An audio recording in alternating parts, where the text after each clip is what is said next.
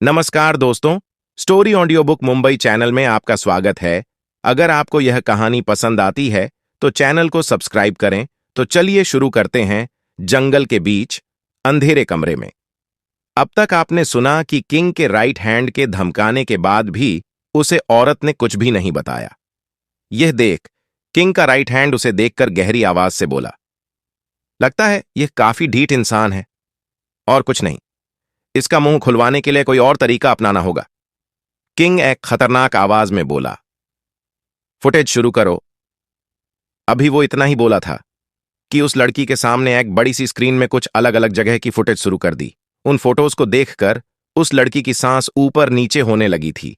ऐसा लग रहा था जैसे वह अभी ही अपनी सांस छोड़ देगी, क्योंकि उस है फुटेज में जो भी इंसान थे उन पर किसी ने दूर से गन तान रखी थी और वो उनके निशाने पर थे। ये देख वो औरत गिड़गिड़ाते हुए बोली, प्लीज प्लीज, हमें कुछ मत करना है। आप लोगों को जो भी जानना है मैं आपको बता दूंगी। प्लीज उन्हें कुछ मत करना। उस लड़की की ऐसी हरकतें और बातें सुनकर वहां खड़े सभी के चेहरे पर एक शैतानी मुस्कान आ गई। सबको यह पता था कि किंग को नाराज करने का क्या मतलब है। किंग कभी किसी को टॉर्चर नहीं करता था। वह लोग सीधे ही उसके दिमाग के साथ खेलते थे। किंग को पता था कि किसकी क्या कमजोरी है और किसकी क्या लिमिट है। किंग गंभीर आवाज में बोला, अपना मुंह खोलो और बताओ किसके कहने पर किया था। वह लड़की हाथ जोड़कर रोते हुए बोली, मुझे नहीं पता वह लोग कौन हैं और क्या चाहते हैं, लेकिन मुझे 2 साल पहले फोन आया था जिसमें मुझे मल्हार राणा की प्राइवेट डॉक्टर बनने का ऑफर मिला था। हालांकि मैं उन लोगों को पहले मना कर दिया था, लेकिन इतना बोलकर वह चुप हो गई और उसने हिचकिचाहट में अपनी नजरें झुका ली। उसे खामोश देख किंग अपनी शैतानी आवाज में बोला, उसने क्या कहकर तुम्हें ब्लैकमेल किया था। यह सुनकर वह लड़की और डर गई और अपनी सोकिंग नजरों से किंग को देखते हुए बोली, आपको कैसे पता। तभी दूसरा जो आदमी किंग के साथ आया था वह तिरछी मुस्कान के साथ बोला, यह जानना तुम्हारे लिए जरूरी नहीं है। जो पूछा है उसका जवाब दो।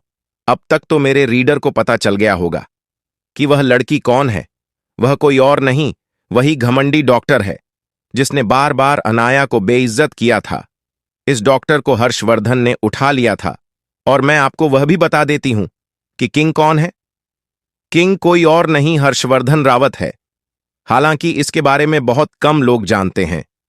दूसरा, उसके पास जो आदमी खड़ा है जो किंग के लिए काम करता है वह कोई और नहीं, विक्की सहगल है।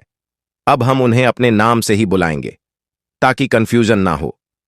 दूसरी ओर वह लेडी डॉक्टर डरते हुए बोली, मैं मेडिकल की हिस्ट्री में नाम कमाने के लिए काफी गलत काम किए हैं और यहां तक कि मेरे कुछ ऑन ऑपरेशन में फेल भी हुई हूं और कुछ एक्सपेरिमेंट भी गलत किए थे जिसकी वजह से कुछ लोगों की जान भी गई थी। इतना ही नहीं, मैंने कुछ ज्यादा प्रॉफिट के लिए कुछ अंग ट्रांसफर कीजिए है, कुछ बड़े लोगों को खुश करने के लिए, और इन सब के एविडेंस उस इंसान के पास थे, इसलिए मुझे उसकी बात माननी पड़ी। यह सुनकर हर्षवर्धन के चेहरे पर एक तिरछी मुस्कान आ गई, लेकिन मास्क की वजह से किसी ने उसे देखा नहीं। वह अपनी जगह से खड़ा होते हुए अपने राइट हैंड से बोला, डिस्पोज द मैस, कचरे को क्लियर करो। इतना बोलकर वह बाहर चला गया। वही विक्की कंफ्यूज था, लेकिन फिर भी वह वहां खड़े अपने गार्ड्स को इशारा करता है और हर्षवर्धन के पीछे चला गया। थोड़ी ही देर में वह दोनों उस विला के काफी लग्जरियस रूम में बैठे हुए थे। विक्की अपना मास्क निकालते हुए परेशान होकर बोला, क्या भाई आपने उसे छोड़ दिया? अभी उसने हमें कुछ नहीं बताया था। हर्षवर्धन आराम से सोफे पर बैठते हुए बोला, तुम्हें दिख रहा है यह मामला इतना भी छोटा और मामूली नहीं है जो इंसान इतनी बड़ी प्लानिंग कर सकता है, और किसी की कमजोरी का इस्तेमाल किस तरह से करना है उसे पता है। क्या ऐसा इंसान खुद इस डॉक्टर को मिलने गया होगा? उसने जरूर उसका कोई तरीका अपनाया होगा। फिर बेफिक्र आवाज में बोला, उसके बारे में कुछ नहीं जानता होगा। यहां तक कि वह यहां तक नहीं जानता होगा वो औरत है या मर्द। वो बस हमारे लिए एक ट्रेस है। यह सुनकर विक्की भी समझ गया। वह गंभीर आवाज में बोला, तो अब क्या करना है भाई? यह मामला काफी खतरनाक है। हमें उस दुश्मन को पकड़ने के लिए क्या करना होगा? हर्षवर्धन कुछ सोच रहा था। उसे पता था कि अनाया इन सब से जुड़ी है, लेकिन विक्की अब तक इस बारे में कुछ नहीं जानता था। इसीलिए हर्षवर्धन धीमी आवाज में बोला, तुम अभी जाओ, आगे क्या करना है मैं बता दूंगा। उसके जाते ही हर्षवर्धन वापस अपने विला के लिए निकल गया। हर्षवर्धन के विला। अब तक अनाया उठ चुकी थी। आंखें खोलते ही उसने इधर उधर हर्षवर्धन को खोजा, लेकिन उसे हर्षवर्धन कहीं नजर नहीं आया। तभी वह अपनी जगह से खड़ी होती है, क्योंकि अब उसे हर्षवर्धन की आदत हो चुकी थी। वह जैसे ही इधर उधर देखती हैं, उसकी नजरें पास पड़े हुए टेबल पर एक नोट पर जाती है। वह उसे उठाकर पढ़ती है, तो उसमें लिखा हुआ था, बीवी, मुझे कुछ जरूरी काम से बाहर जाना होगा, इसलिए कुछ घंटे में आ जाऊंगा। अगर तुम मेरे आने से पहले उठ जाओ तो परेशान मत होना। यह पढ़कर अनाया के चेहरे पर मुस्कान आ गई। वह तुरंत फ्रेश होकर नीचे किचन में चली गई, अपने और हर्षवर्धन के लिए कुछ ब्रेकफास्ट बनाने के लिए। अभी वह ब्रेकफास्ट बना ही रही थी, तभी उसे कदमों की आवाज आई। वह समझ गई कि हर्षवर्धन आ गया था। हर्षवर्धन जैसे ही अंदर आया, उसके नाक में एक भीनी सी खुशबू आई। वह समझ गया कि उसकी बीवी जग चुकी है और वह किचन में है। वह तुरंत किचन की ओर बढ़ गया, तो उसने देखा अनाया हर्षवर्धन की शर्ट पहनकर किचन में खाना बना रही थी। इस वक्त वह काफी हॉट लग रही थी। हर्षवर्धन बस एक तरफ उसे देखे जा रहा था। क्या हर्षवर्धन की यह खतरनाक पहचान अनाया जानती थी? और हर्षवर्धन क्यों किंग बना था? और आगे कौन सी प्लानिंग होगी उनकी हर्षवर्धन के किचन में? अब तक आप लोगों ने सुना कि हर्षवर्धन अनाया को किचन में काम करता देख रहा था, और अनाया उसकी शर्ट पहनकर खड़ी थी और बहुत एयरटेक्टिव लग रही थी। अपनी नी बीवी को इतना खूबसूरत अंदाज में देख हर्षवर्धन से रहा नहीं गया। वह तुरंत आगे बढ़ गया और उसे पीछे से बाहों में करते हुए अपनी मैग्नेटिक वॉइस में बोला, वाइफी, अगर तुम इसी तरह से मेरे सामने आती रही तो शायद मैं खुद पर कंट्रोल न कर पाऊं। हर्षवर्धनों की ऐसी सेडेक्टिव हरकत से अनाया बहक गई और वो हर्ष को संभालने का मौका दिए बिना उसके होठों पर होंठ रखकर डिप किस करते हुए उसके पीछे धकेलने लगी। हर्षवर्धन भी उसके बोल्ड एक्शन से चौंक गया, लेकिन फिर वह भी उसका साथ देने लगा। एक डिप पेशेंट लंबी किस के बाद अनाया लंबी सांस लेते हुए उससे दूर हुई और अपनी अटकती आवाज में हर्षवर्धन से बोली, तो मिस्टर हस्बैंड, तुम्हें किसने कहा है कि तुम खुद को रोको? अनाया की शरारत देखकर हर्षवर्धन भी समझ गया कि जरूर उसकी बीवी आज मस्ती के मूड में है। वह भी उसके साथ इसी तरह फ्लर्ट करते हुए अपनी उंगली को उसके चेहरे पर घुमाकर उसकी गर्दन से नीचे ले जाते हुए बोला, तो फिर अभी भी देर नहीं हुई बीवी, चलो हम शुरू करते हैं। मैं तो पहले से ही तैयार हूं। इतना बोलते ही वह अपने एक हाथ से उसकी कमर को टाइट पकड़ता है और उसे ऊपर उठा लेता है। अनाया भी गिरने के डर से अपने दोनों पैरों को हर्षवर्धन से लपेट लेती है और किसी कंगारू की तरह उसकी कमर को जकड़ लेती है। अनाया के ऐसे करते ही हर्षवर्धन की एक्साइटमेंट और बढ़ गई। अब उसके हाथों की हरकत और शरारत करने लगी थी। उसने अब अनाया के शर्ट के 2 बटन खोल दिए थे और अनाया के कंधे से सर नीचे कर दिया था और उसके होठों पर होंठ जोड़ते हुए अनाया को प्लेटफॉर्म पर टिका दिया। उसका एक हाथ अनाया के उभारों को ऊपर से सहला रहा था, वहीं दूसरा हाथ उसकी थाई से लेकर उसके पैरों तक जा रहा था। इतनी सेंसेशन महसूस करके अनाया अंदर से कांप रही थी। उसकी सांस भारी हो रही थी और उसकी हार्ट बीट भी फास्ट हो चुकी थी। वहीं उसके होंठ हर्षवर्धन ने पहले ही अपने होठों से ब्लॉक कर दिए थे और वह अपनी टंग से उसका मुंह एक्सप्लोर कर रहा था। थोड़ी ही देर में किचन का माहौल काफी गर्म हो चुका था और वहां पर अनाया की लंबी लंबी सांस सुनाई दे रही थी। वह दोनों अब भी अपने ऊपर से काबू खोते। उससे पहले ही अनाया का फोन बजता है। फोन की आवाज सुनकर अनाया हर्षवर्धन को रोकने की कोशिश करती है, लेकिन हर्षवर्धन को गुस्सा आ रहा था। उसने जोर से अनाया के उभार को प्रेस किया, जिसकी वजह से अनाया के मुंह से चीख निकल गई। उसके बाद हर्षवर्धन अनाया के कान में हंसकी वॉइस में बोला, बीवी और मुझसे कंट्रोल नहीं हो रहा, उसे इग्नोर करो और मुझ पर ध्यान दो। इतना बोलकर वह उसकी गर्दन पर जोर से काट लेता है और गर्दन को अपने गीली टंग से लीक कर लेता है। अनाया वापस मदहोश होने लगती है और लंबी लंबी सांस भरने लगती है, लेकिन एक और बार उसके फोन की रिंग बजने लगती है। फोन की रिंग सुनकर अब अन्याय समझ गई कि बात जरूर इंपॉर्टेंट होगी। वह हर्षवर्धन को दूर करते हुए बोली, हर्ष, जरूर बात कुछ गंभीर है, मुझे फोन पर बात करने दो। हर्षवर्धन भी अनाया की सिचुएशन समझता था। वह कोई फालतू लड़की नहीं थी जिसके फोन में फ्रेंड्स का पार्टी के लिए फोन आता है। वह गहरी गहरी सांस लेकर अपने चेहरे को उसकी गर्दन पर झुका लेता है और अपने दूसरे हाथ से थोड़ी दूर पड़े हुए फोन को उठाकर अनाया की ओर बढ़ा देता है। अनाया भी उसके बालों को सहलाते हुए फोन को स्पीकर कर देती है। सामने से एक गार्ड की डरी हुई आवाज आई, मेम, प्रॉब्लम हो गई है, एक इमरजेंसी है। यह सुनकर अनाया गहरी सांस लेकर पूछती है, साफ साफ बताओ बात क्या है? तो वह डरते हुए बोला, राजेश कपूर। उसका नाम सुनते ही अनाया अलर्ट हो गई। वह तुरंत बोली, क्या किया है अब उसने? वह गार्ड परेशान होकर बोला, वह उसके आदमी आपको वापस लाने में सक्षम नहीं हुए तो उसने खुद वहां जाने का डिसाइड किया है। वह आज उस सुनसान गांव जाने वाला है अपने कुछ खास लोगों के साथ। क्या उन लोगों को भी रोकना है? अनाया समझ चुकी थी कि अब उसे लौटना ही होगा। वह बोली, उसके साथ कुछ करना मत, लेकिन हां, जब तक मैं उस आश्रम के अंदर ना चली जाऊं तब तक वह अंदर ना जाने पाए, इस बात का ध्यान रखना।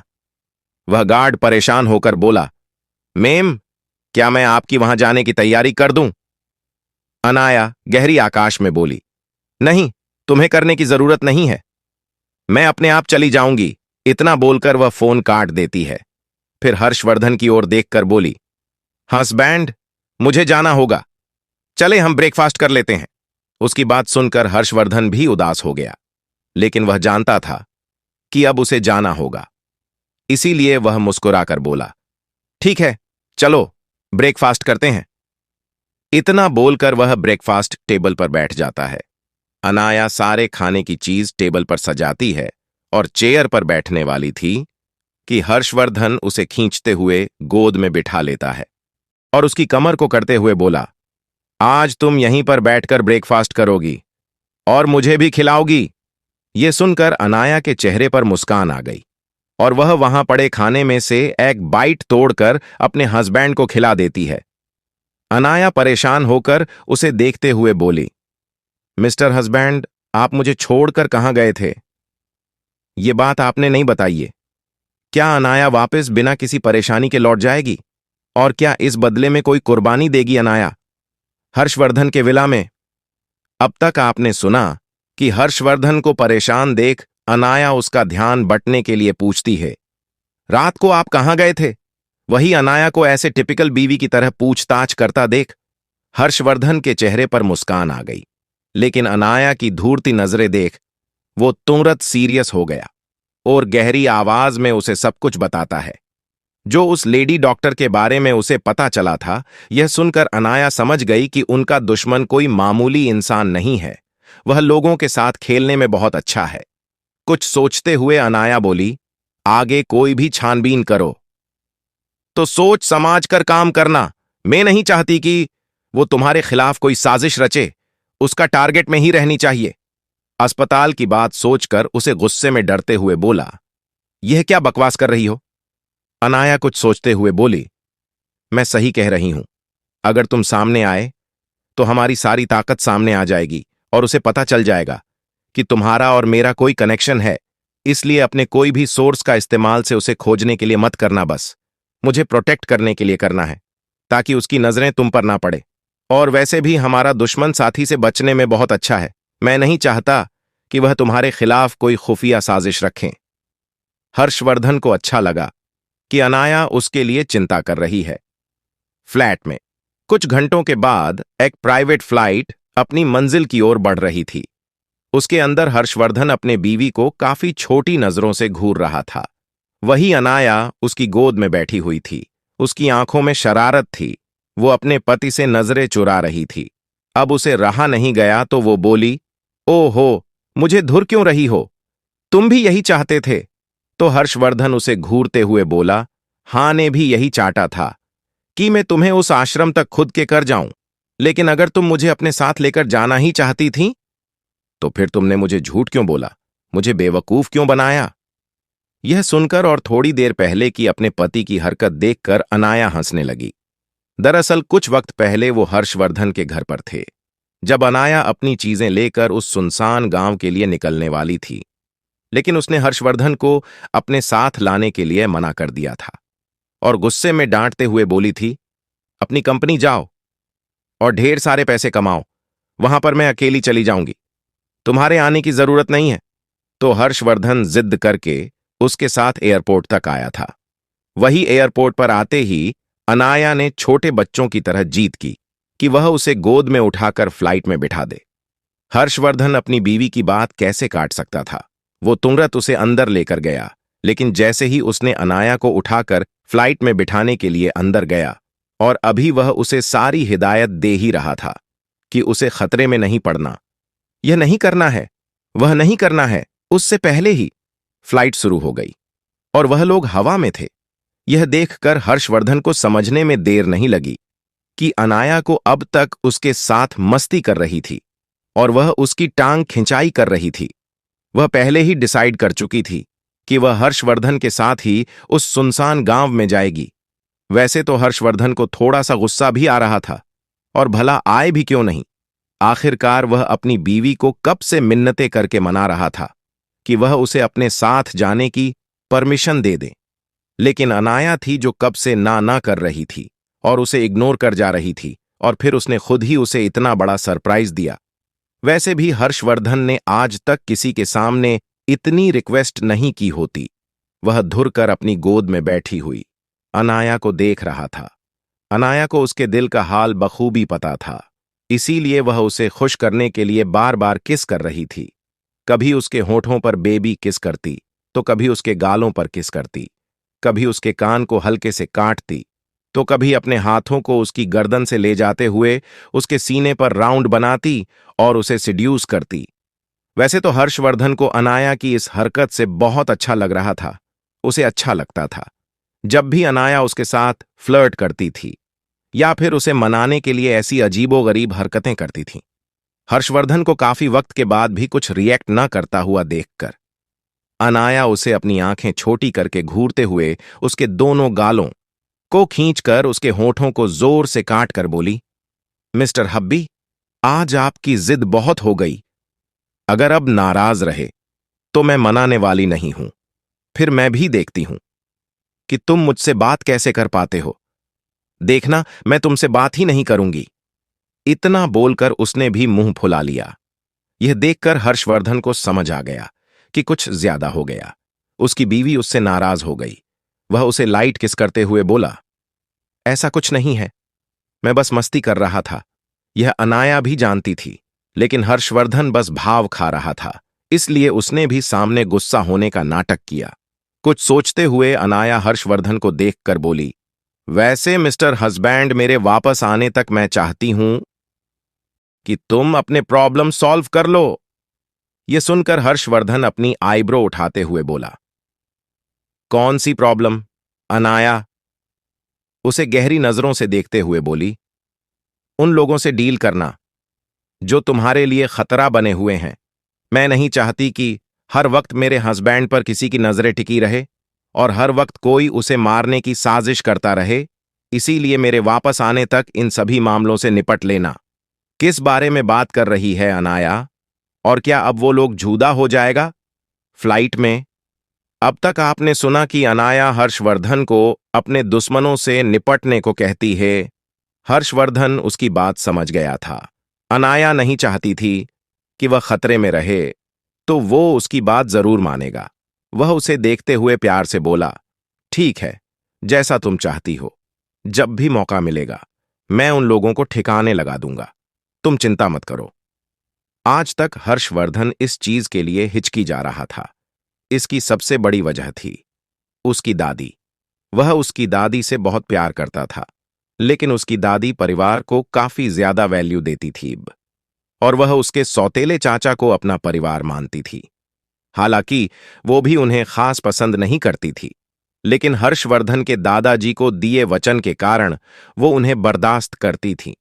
और यही चीज हर्षवर्धन को अपने दुश्मनों से निपटने के लिए रोक रही थी। सुनसान बर्फीला इलाका।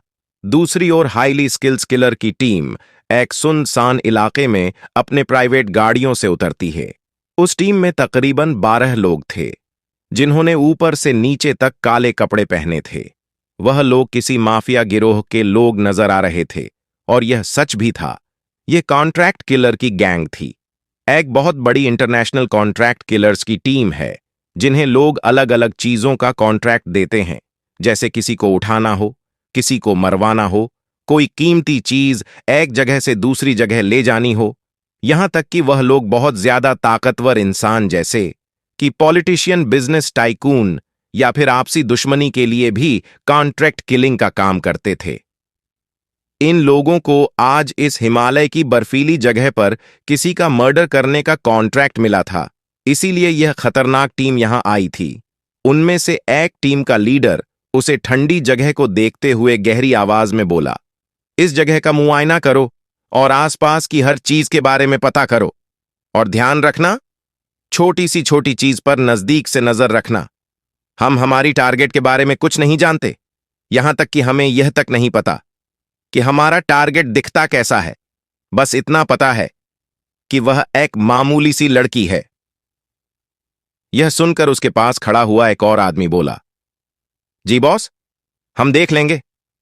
वह आदमी गंभीर आवाज में बोला, गलती से भी उसे आश्रम की ओर मत जाना, क्योंकि वहां की सिक्योरिटी बहुत ज्यादा टाइट है और हम पकड़े नहीं जा सकते। हर चीज पर दूर से भी नजर रखना। वह बहुत जल्द वहां से बाहर आने वाली है। उसके बाहर आते ही हम उसे उठा लेंगे। उससे पहले हर चीज पर नजर रखो और यहां हर तरफ फैल जाओ।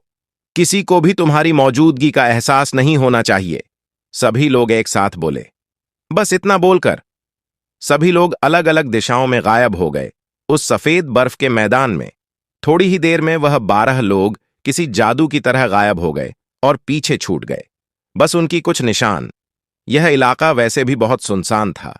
उसकी सबसे बड़ी वजह वहां की ठंड, क्योंकि वहां पर -4 डिग्री के आसपास तापमान रहता था। हर जगह बर्फ ही बर्फ होती थी और आम पब्लिक वहां जिंदा नहीं रह सकती थी। हालांकि यहां पर अलग अलग प्रकार के साधु संत और मेंटली स्ट्रांग लोग नजर आते थे, जो यहां पर ठंडे प्रदेशों में अपनी साधना करने के लिए आते थे। लेकिन फिर भी इतनी बड़ी जगह जिसमें छोटी सी कंट्री समा सकती है, वहां पर बस बहुत चंद लोग ही नजर आते थे। और वहां पर गांव भी काफी छोटे छोटे और कम सुविधा वाले थे। इसीलिए लोगों को ट्रैक करना मुश्किल था, क्योंकि एडवांस्ड इलेक्ट्रॉनिक चीज वहां पर नहीं थी। हिमालय के किसी रिसोर्ट में दूसरी और हिमालय के किसी रिसोर्ट में राजेश कपूर फ्रस्ट्रेटेड होकर चक्कर काट रहे थे। दरअसल उसने उस आश्रम के अंदर एंट्री करने की कितनी कोशिश की, लेकिन वह अंदर नहीं जा पा रहा था। हर बार सिक्योरिटी चेकिंग से उसे वापस भेज दिया जाता था, कोई ना कोई बहाना करके। यहां तक कि उसने इस बात की भी प्रूफ दिखाई है कि उन्होंने खुद अपनी बेटी को वहां पर इलाज के लिए छोड़ा था, लेकिन फिर भी वह लोग उसे अंदर नहीं जाने दे रहे थे। उसकी सबसे बड़ी वजह थी कि अनाया को वहां पर सिर्फ 3 साल के इलाज के लिए रखा गया था, लेकिन 3 साल के बाद राजेश कपूर उसे लेने ही नहीं गया। और इसकी वजह थी उसकी बीवी और बेटी। वह दोनों नहीं चाहते थे कि अनाया वापस आए, और कहीं ना कहीं राजेश कपूर को भी अनाया से कोई फर्क नहीं पड़ता था। अगर अभी इमरजेंसी में सब कुछ उसके हाथ से जाता हुआ नजर नहीं आता, तो वह अनाया को लेने अभी भी नहीं आता। उसके हिसाब से अमायरा का होना ना होना बिल्कुल एक बराबर था, जैसे वह उसे अटैचमेंट रखता ही ना हो। लेकिन फिर भी वह उन लोगों पर प्रेशर बना रहा था कि वह उसका पिता है और वह अपने बेटी को यहां से लेकर जाएगा। लेकिन यहां की सिक्योरिटी उसे अंदर ही नहीं जाने दे रही थी, और अनाया उसकी बेटी है, उस बात का प्रूफ मांग रही थी, और जो राजेश कपूर के पास नहीं था। जाहिर सी बात है कि उसके लिए हमारा कोई मायने नहीं रखती थी। इसीलिए उसके पास तो अनाया की कोई तस्वीर तक नहीं थी, और जो कुछ भी अनाया कर था वह अनाया जाने से पहले गायब करके जा चुकी थी। यहां तक कि उसने तो अपनी मां की ओर उसकी एक भी तस्वीर कपूर मेंशन में नहीं रहने दी थी, ना ही उसने अपना कोई सामान वहां पर रखा था, जिससे इस बात का सबूत रहे कि अनाया कभी वहां रहती थी। अनाया ने यह सब कुछ जानबूझकर किया था, क्योंकि वह नहीं चाहती थी कि वह लोग उसके खिलाफ कोई प्लानिंग करें। उसे कपूर खानदान के लोगों पर रत्ती भर भी यकीन नहीं था। क्या अनाया की जब पड़ेगी खतरे में? और राजेश कपूर क्या करेगा अंदर जाने के लिए प्राइवेट प्लेन में?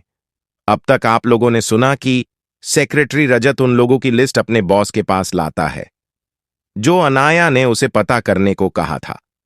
हर्षवर्धन उसे हाथ में लेते हुए गहरी नजरों से बोल, क्या बात है, इस बार तो काफी अच्छे दुश्मन पाले हैं बीवी तुमने। अनाया भी कंफ्यूज थी।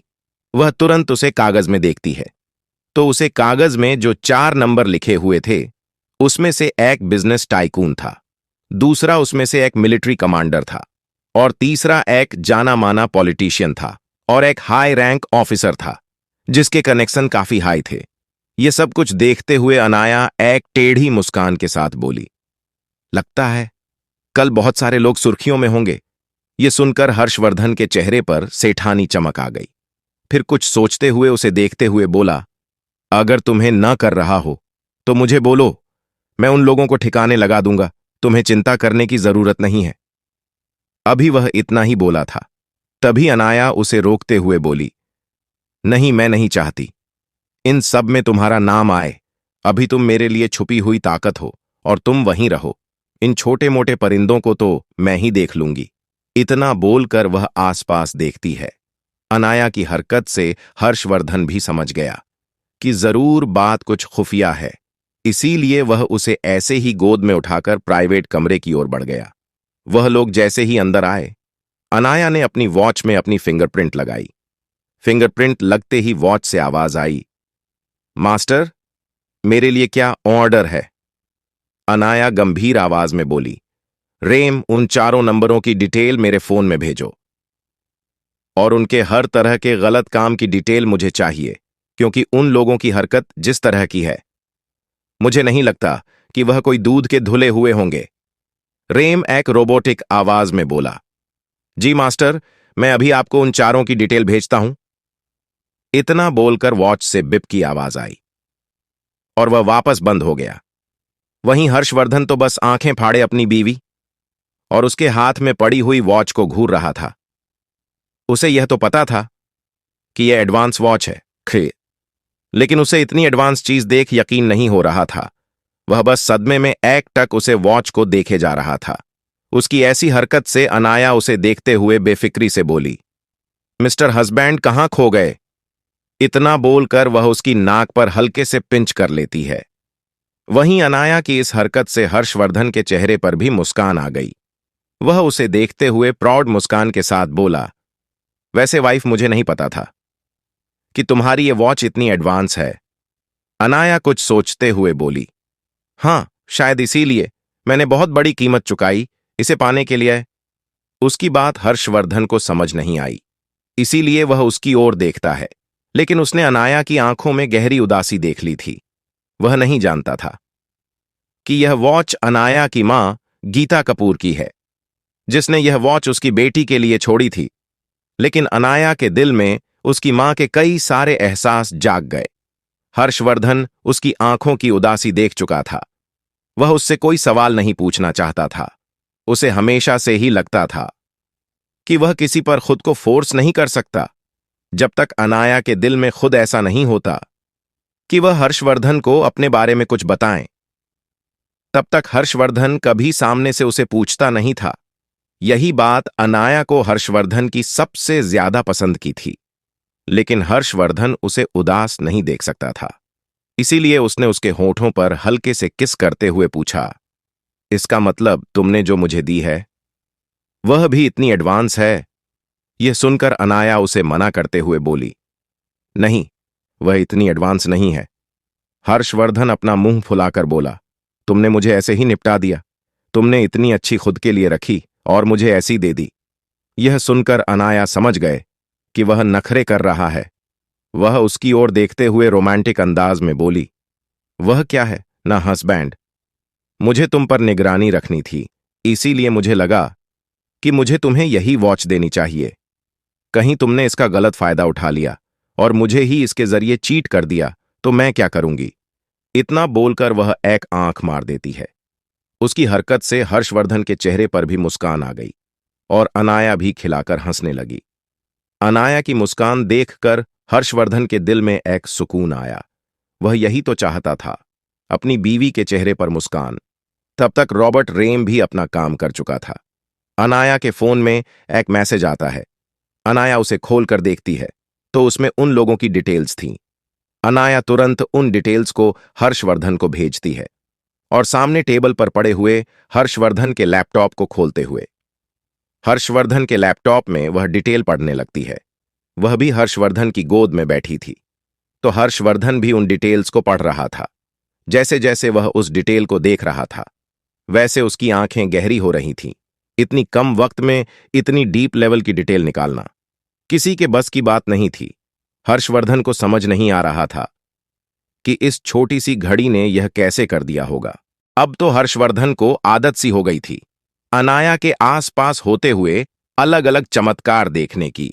वह अभी भी सदमे में था। ऐसे ही वह लैपटॉप में सारी डिटेल पढ़ रहा था। सब कुछ पढ़ने के बाद अनाया एक टेढ़ी मुस्कान के साथ हर्षवर्धन को देखती है और किसी शैतान की तरह हंसते हुए बोली, चलो कुछ प्रॉफिट कमाया जाए। दरअसल जो बिजनेस टाइकून इसमें इन्वॉल्व था वह एक बहुत बड़ी कंपनी का मालिक था। अनाया उसे घूरते हुए हर्षवर्धन से बोली, मैं चाहती हूं तुम इसकी कंपनी टेक ओवर कर लो। यह सुनकर हर्षवर्धन आंखें बड़ी करते हुए बोला, लेकिन जान हम ऐसा नहीं कर सकते। अनाया एक टेढ़ी मुस्कान के साथ बोली, क्यों नहीं, हम जरूर कर सकते हैं। उसके बाद वह अपने हाथ में वापस अपनी फिंगरप्रिंट लगाते हुए गहरी आवाज में बोली, रेम, इस बिजनेस टाइकून की 75% डिटेल लिख कर दो। हालांकि उसे जेल नहीं होनी चाहिए, लेकिन पब्लिक इमेज उसकी बिल्कुल बर्बाद हो जानी चाहिए और उसकी कंपनी के शेयर की वैल्यू एकदम गिर जानी चाहिए। कोई उसे फ्री में भी नहीं रखना चाहिए। क्या अनाया इन लोगों माफ करेगी या फिर बदला लेगी? और क्या अनाया आने वाले खतरे से बच पाएगी? अगर आपको अगला एपिसोड चाहिए तो लाइक करें, कमेंट करें और चैनल को सब्सक्राइब करें।